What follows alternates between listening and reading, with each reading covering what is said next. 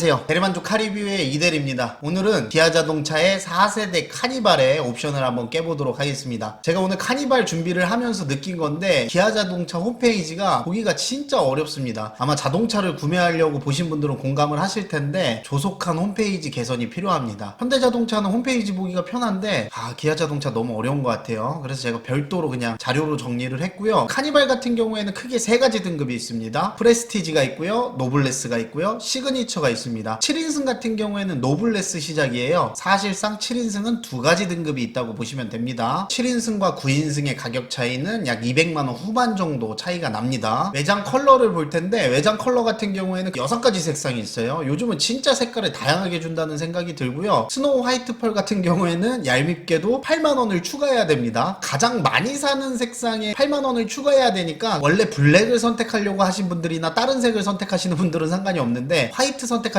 분들은 약간 배가 아플 수도 있을 것 같습니다. 아마 도장에서 오는 가격 차이라고 생각이 들고 그래도 이거 좀 따로 받는 거는 조금 기분이 언짢기는 합니다. 그 다음에 인승을 볼 텐데 카니발 같은 경우에는 크게 세 가지로 나눠져 있잖아요. 7인승, 9인승, 11인승이 있는데 일단 11인승 보세요. 이 의자 배열 보십시오. 이거 영업용 아니면 일반 차량은 11인승은 절대 구매하는 걸 추천을 안 드립니다. 이렇게 껴서 타고 가다가 사고 나면 진짜 누구 하나 죽을 것 같죠. 너무 좁기 때문에 11인승은 패스를 하고요. 9인승을 보면 2, 3열은 독립 시트예요. 근데 4열까지 있기 때문에 3열이 편하지는 않습니다. 그 점은 참고해 주시고요. 7인승 같은 경우에는 뭐 1, 2, 3열 다 편하게 앉아서 갈 수가 있겠죠. 가격이 비싸다는 단점은 있지만 그래서 이대리가 생각하기에는 9인승을 골라야 깡통이 선택되고 금액도 더 저렴하잖아요. 경제적인 선택을 하실 분들은 9인승을 선택을 하시면 되고요. 편의 위주 선택하실 분들은 7인승 선택하시면 됩니다. 근데 가끔 그런 분들이 있어요. 버스 전용차로 타기 위해서 9인승을 선택하라 뭐 이런 식으로 얘기하시는 분들이 있더라고요. 블로그에도 막 그렇게 홍보하시는 분들이 많은데 이대리 생각에는 그거는 진짜 내피셜입니다. 9인승 탄다고 해서 무조건 버스 전용차로에 올라탈 수 있는 게 아닙니다. 6인 이상 탑승을 해야 되고 에이 차 안에 6인 이상 탔는지 지들이 어떻게 알아 이렇게 생각하실 수도 있는데 생각보다 단속을 많이 합니다. 고속도로에서 경찰차가 왔다 갔다 하면서 6인이 탔나 안 탔나를 단속하는 경우를 심심치 않게 볼 수가 있고요. 한번 걸리게 되면 과태료가 10만원이고 제 주변에도 걸리신 분들도 있고 저도 단속하는 모습도 많이 봤습니다. 그래서 경제적인 이유로 9인승 선택은 오케이인데 버스 전용 차로를 타야겠다 이래서 9인승 선택하는 건 절대 비추천이라는 거죠. 그리고 생각을 해보면 쉬운 게 버스 전용 차로를 탄다는 건 막히는 구간이라는 거거든요. 그럼 경찰 입장에서 막히는 구간만 단속하면 되는 거야. 그러니까 버스 전용 차로 하나 보고 이거 선택하는 일은 없으시길 바라고요. 그리고 시트마다 기능도 차이가 있습니다. 이거는 좀 이해하기가 쉬워요. 7인승이 11인승보다 의자가 적게 들어가잖아요. 그래서 의자 옵션들이 좋습니다. 7인승에는 열선, 통풍 시트, 그리고 파워 리클라이닝까지 들어가 있습니다. 9인승 같은 경우에는 7인승하고 비슷한데 통풍 시트하고 파워 리클라이닝이 빠져 있습니다. 대신 선택 옵션에서 컴포트 옵션을 선택을 하게 되면 통풍, 파워 리클라이닝이 추가가 가능하고요. 11인승 같은 경우에는 9인승하고 2열 시트가 똑같은데 선택 옵션으로 업그레이드가 안 된다는 거 참고 부탁드리고요. 그리고 11인승 같은 경우에 속도 제한도 있습니다. 110km로. 다음은 실내 모습을 보면요. 내장 컬러는 크게 세 가지가 있고요. 이 미스티 그레이 같은 경우에는 9인승 깡통, 11인승은 아예 선택이 불가능합니다. 근데 어차피 흰색을 띠고 있기 때문에 그렇게 막 땡기는 색깔은 아니기는 합니다. 요즘 이걸 보고 알 수 있는 게 대형차들의 검정색 시트가 많이 빠지는 것 같긴 해요. 아마 브라운이 가장 인기가 많을 것으로 보이고요. 그리고 엔진을 선택을 해야 되잖아요. 기본적으로 파워트레인 엔진은 가솔린 3.5 엔진이 탑재가 되어 있고요. 선택에 따라서 디젤 엔진으로 교환하는 게 가능합니다. 9인승, 11인승 같은 경우에는 120만원이고요. 7인승 같은 경우에는 118만원의 비용을 주면 디젤 2.2 엔진으로 바뀝니다. 이 또 2만원을 7인승은 깎아주네요. 아까 도장 비용 8만원 받는 것도 그렇고 기아자동차 견적자 하시는 분이 아주 철두철미한 것 같습니다. 두 엔진의 성능을 비교를 해보면 마력은 당연히 가솔린이 높고요. 토크는 당연히 디젤이 높습니다. 근데 무엇보다도 복합연비가 차이가 나요. 4kg가 차이가 나는데 이게 작은 수치가 아니고 가솔린 엔진 같은 경우에는 시내 주행이 8km가 찍힙니다. 사람이 타고 차가 막히게 되면 시내 주행 8km도 안 나올 수 있는 상황이 있죠. 그래서 뭐 디젤 엔진이 소음과 떨림이 있다고 하더라도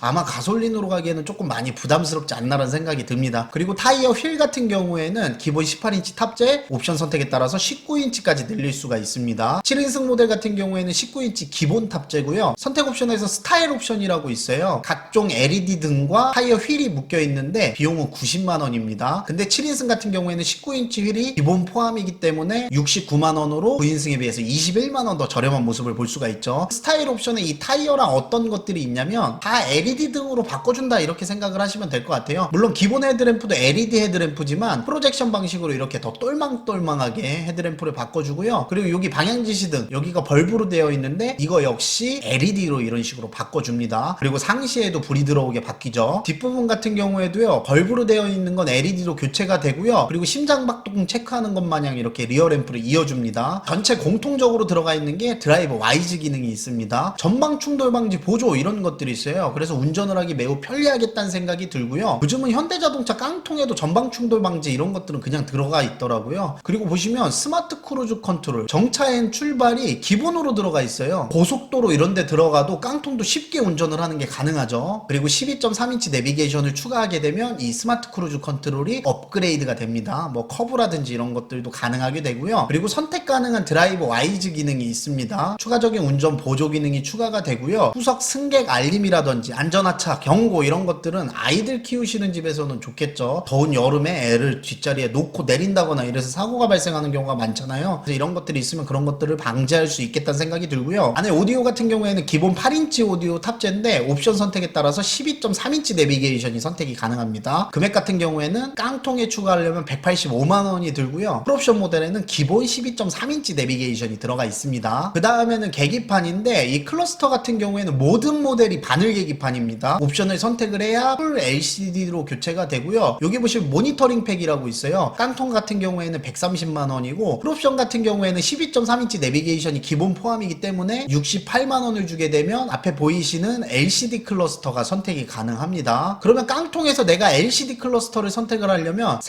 315만원이라는 거금이 들기 때문에 내가 이 계기판을 포기하냐 포기하지 않느냐에 따라서 차량 금액 차이가 많이 날 것으로 예상이 되고요. 기어봉도 깡통은 일반 기어봉이 들어가 있고요. 노블레스 등급부터는 다이얼 기어가 들어가 있는데 깡통도 옵션 선택을 통해서 다이얼 기어로 바꿀 수 있습니다. 115만원을 주고 스마트 커넥트라는 옵션을 선택을 하게 되면 다이얼로 바꿀 수 있는데 구성되어 있는 옵션들이 조금 허접해요. 그래서 저 같은 경우에는 그냥 기어봉으로 타도 상관이 없다는 생각은 듭니다. 그럼 전체적인 옵션을 한번 살펴볼 텐데 이대리 개인적인 생각으로 카니발은 운행에 필요한 옵션들은 깡통에 다 들어가 있습니다. 그렇기 때문에 등급에 따라서 편의 기능 차이예요. 이 기능은 꼭 넣어야 됩니다 이렇게 제가 말씀드릴 건 없고요. 그냥 들어보시고 취향에 맞게 선택을 하시면 될 것 같습니다. 저 같은 경우에는 그냥 9인승 깡통을 선택한 후에 2열 편의 기능을 추가하고 옵션 선택을 더 이상 하지 않을 것 같긴 한데 일단 볼게요. 깡통 모델에도 휠은 18인치 휠이 들어가 있고요. 헤드램프는 LED 헤드램프가 들어가 있습니다. 거기다가 1열 열선 뿐만 아니라 통풍 시트까지 들어가 있어요. 버튼 스마트 키도 들어가 있고요. 핸들 손뜨도 들어가 있습니다. 여기 열선 스티어링 휠. 중간 등급으로 가면 일단 7인승이 추가가 되고 어떤 차이점이 있냐면 1열에 이중 접합 차음 클래스가 들어가게 되고요. 그리고 시트가 파워 시트로 바뀝니다. 하이패스도 들어가고요. 기어 변속도 다이얼 방식으로 바뀌고 그리고 스마트 파워 슬라이딩 도어가 중간 옵션부터 들어가는데 이거는 깡통에도 선택이 가능하니까 제가 뒤쪽에서 설명을 드리도록 하고요. 2열에는 세이프티 파워 윈도우도 들어갑니다. 창문이 올라갈 때 손이 끼거나 여러가지 간섭이 생겼을 때 멈춰주는 기능이죠. 그리고 에어컨도 독립 제어가 가능하고요. 이제 풀옵션으로 가게 되면 아까 제가 말씀드린